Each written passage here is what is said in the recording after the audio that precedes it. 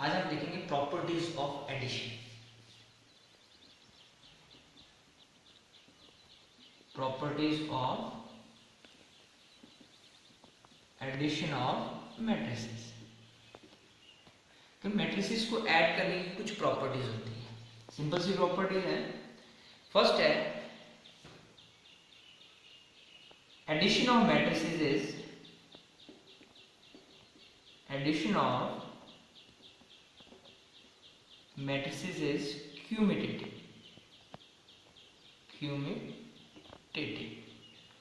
इसका क्या मतलब है क्यूमिटेटिव का कि एडिशन ऑफ द मैट्रिक्स, जैसे दो मैट्रिसेस हैं आपके पास A प्लस बी, अगर हम इसको ऐड करें तो इसका रिजल्ट उल्टा करके भी ऐड करें तब भी वही आएगा, मतलब no change in the result. A plus B को ऐड करो चाहे B प्लस A को ऐड करो, there is no change in the result. जब नो चेंज है तो that means addition of the matrices is क्यूमिटेटिव।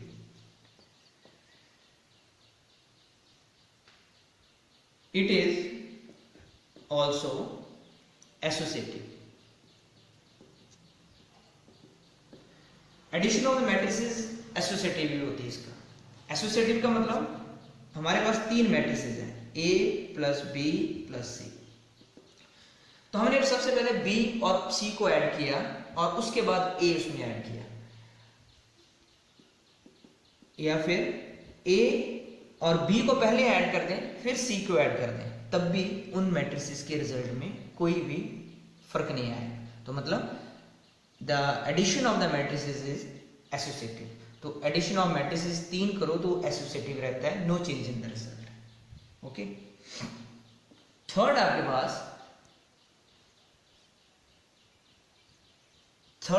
पास आएगा एडिटिव आइडेंटिटी।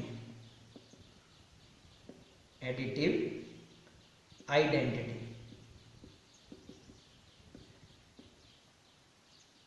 आइडेंटिटी किसको बोलते हैं?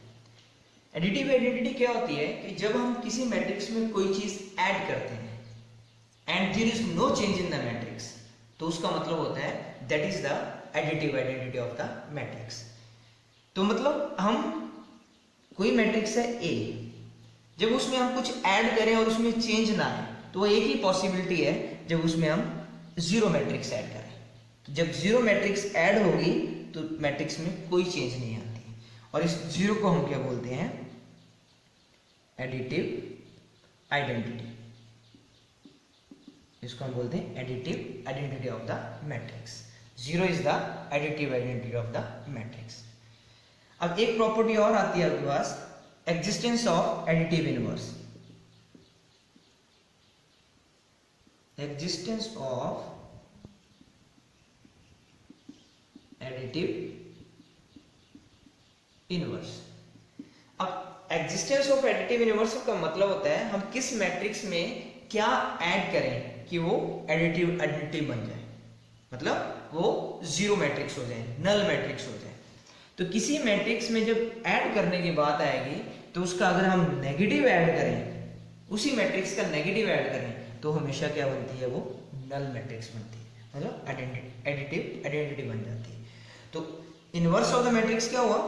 एडिशन में माइनस ए, तो मतलब minus A is the inverse of additive inverse हो गया। Additive inverse minus A is the additive inverse of the matrix.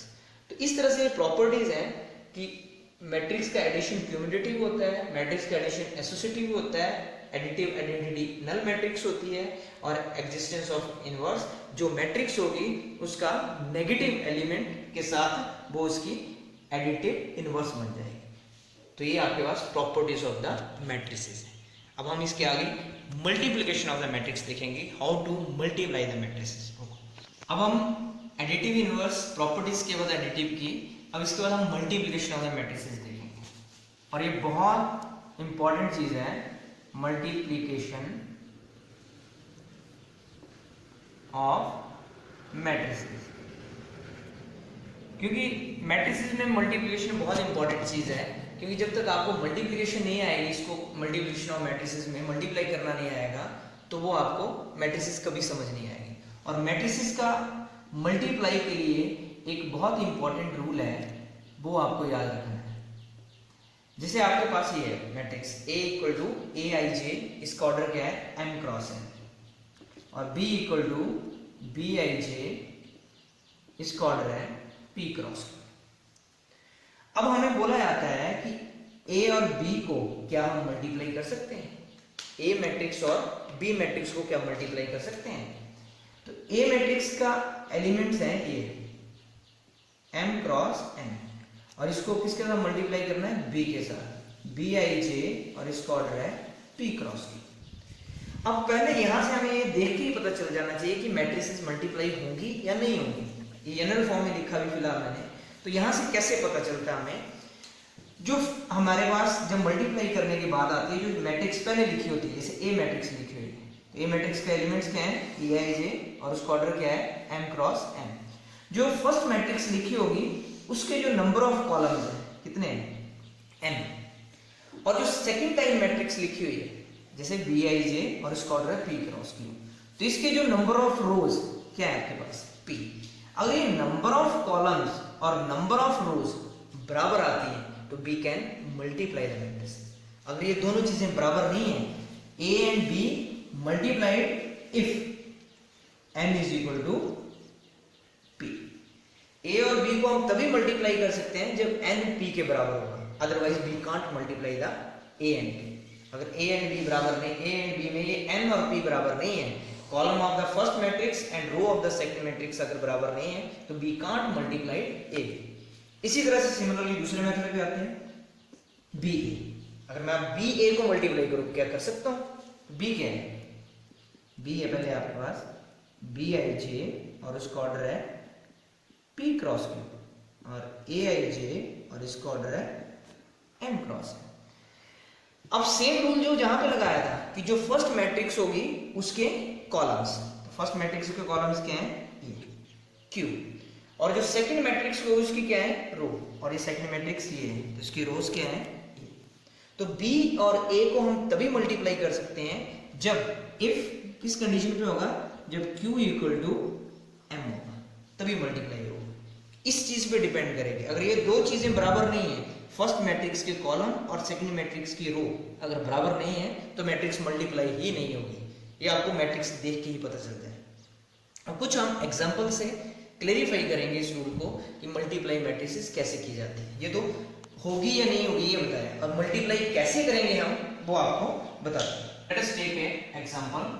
हम कोई मैट्रिक्स लेते हैं एग्जांपल। मैंने लिखा 1 2 1 3 2 5 6 1 3 2 -1, और एक मैट्रिक्स लिखी B 1 -2 3 2 6 1, और इस मैट्रिक्स का ऑर्डर है 3/3 और इस मैट्रिक्स का ऑर्डर है 2/3। अब हमें बोला जाता है कि फाइंड AB एंड B। हमें ये दोनों चीजें निकालनी है, AB भी फाइंड आउट करना है और BA भी फाइंड आउट करना है। तो अब पहले हम AB निकालते हैं, AB एक है 1 5 3 3 6 2 2 1 -1, ऑर्डर है 3/3, और दूसरी मैट्रिक्स है 1 -2 3 2 6 1, और इसका ऑर्डर है 2/3। अब पहले काम क्या था कि क्या मैट्रिसेस मल्टीप्लाई हो सकती हैं, ये चेक करना है हमें। तो चेक करते हैं। क्या बताया था मैंने, जो पहले मैट्रिक्स लिखी होती है A, तो उस मैट्रिक्स का क्या होगा, कॉलम्स चेक करना है। तो इसके कॉलम्स कितने हैं 3, और सेकंड जो मैट्रिक्स होती है उसकी रोज चेक करनी होती है। तो रोज कितनी है 2।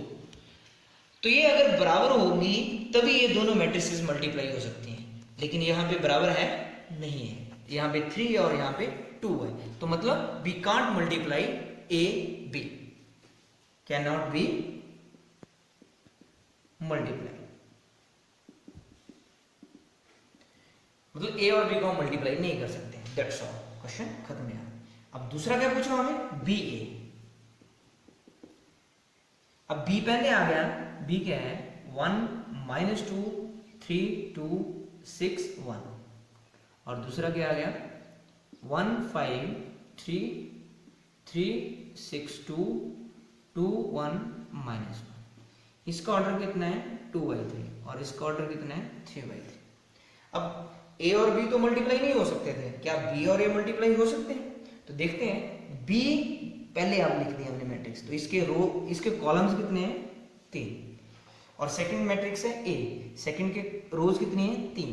तो यहाँ पे भी और यहाँ पे भी फर्स्ट के कॉलम्स और सेकंड की रोज बराबर आ रहे हैं, तो that means B can multiply B और ए। बी और ए को मल्टीप्लाई कर सकते हैं लेकिन ए और बी को मल्टीप्लाई नहीं कर सकते। अब आप देखोगे कि मल्टीप्लाई कैसे किया जाता है। अब हमारे पास जब भी हम किसी मैट्रिक्स को मल्टीप्लाई करते हैं तो यहां से चेक करके पता चलता है कि मल्टीप्लाई होगी या नहीं होगी, और मैट्रिक्स का ऑर्डर क्या फॉर्म होगा और जो बचा हुआ है। अब जो मैट्रिक्स बनेगी वो किस ऑर्डर की बनेगी? जो बचा हुआ है, ये 2 और ये 3। अगर मैट्रिक्स मल्टीप्लाई होगी तो यहां से कंफर्म होगा, और अब कौन सा ऑर्डर की मैट्रिक्स बनेगी वो यहां से पता चलेगा कि 2/3 ऑर्डर की मैट्रिक्स बनेगी, जिसमें 2 रोज होंगी और 3 कॉलम्स होंगे। अब हम मल्टीप्लाई कैसे करते हैं? ये हमारी फर्स्ट रो है और फर्स्ट कॉलम से जब मल्टीप्लाई होगी तो that becomes the first element of the next matrix. तो फर्स्ट रो को फर्स्ट कॉलम से मल्टीप्लाई करते हैं, कॉरस्पॉन्डिंग इंटू 1, 3 इंटू 5, 6 इंटू 3, 18। तो ये फर्स्ट रो का फर्स्ट एलिमेंट आपके पास ये है। इसी तरह से first row second column 1 into 3, 3, 3 into 6, 18, 6 into 2, 12। तो फर्स्ट रो सेकंड कॉलम ये आ गया।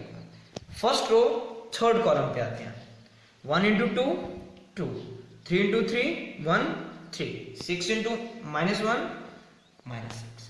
तो first row first column, first row second column, first row third column, तो 3 एलिमेंट आ गए आपके पास। तो फर्स्ट रो क्या आ गया? कुछ नहीं आ गया, तो बस यही होगा।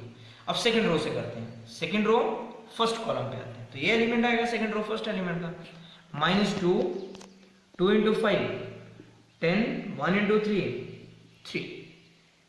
Second row second column -6, 2 6 12, 1 into 2, 2। Second row third column -2 into 2, -4, 2 into 1, 2 and 1, -1, -1। तो बोला था मैंने कि मैट्रिक्स मल्टीप्लाई होगी किस ऑर्डर की बनेगी? जिस ऑर्डर के फर्स्ट मैट्रिक्स की रोज हैं और सेकंड मैट्रिक्स के कॉलम्स हैं उस ऑर्डर की मैट्रिक्स बनेगी। तो 2/3 ऑर्डर की। तो क्या बनी आपके पास? कितना हो गया? 33, 34, 30, 33, -1, 11, 8, -3। तो ऑर्डर है 2/3 and that is the result. तो आपको यह समझ आया कि मैट्रिसेस को मल्टीप्लाई कैसे करते हैं। तो उसके लिए आपको पता होना चाहिए फर्स्ट मैट्रिक्स की रो, फर्स्ट मैट्रिक्स के कॉलम्स एंड सेकंड मैट्रिक्स की रोज अगर बराबर आती हैं then we can multiply the matrix. और मल्टीप्लाई होने के बाद किस ऑर्डर की मैट्रिक्स बनती है? जो फर्स्ट मैट्रिक्स की रोज होती हैं और सेकंड मैट्रिक्स के कॉलम्स होते हैं उस ऑर्डर की मैट्रिक्स बनती है अगर वो मल्टीप्लाई होती है। तो जैसे ये मल्टीप्लाई होगी, फर्स्ट मैट्रिक्स के कॉलम्स और सेकंड मैट्रिक्स की रोज बराबर है, अब मल्टीप्लाई किस ऑर्डर की बनेगी? 2/3। इस ऑर्डर की मैट्रिक्स फॉर्म हो गया। ठीक है, आज हम इतना ही इसमें पढ़ेंगे।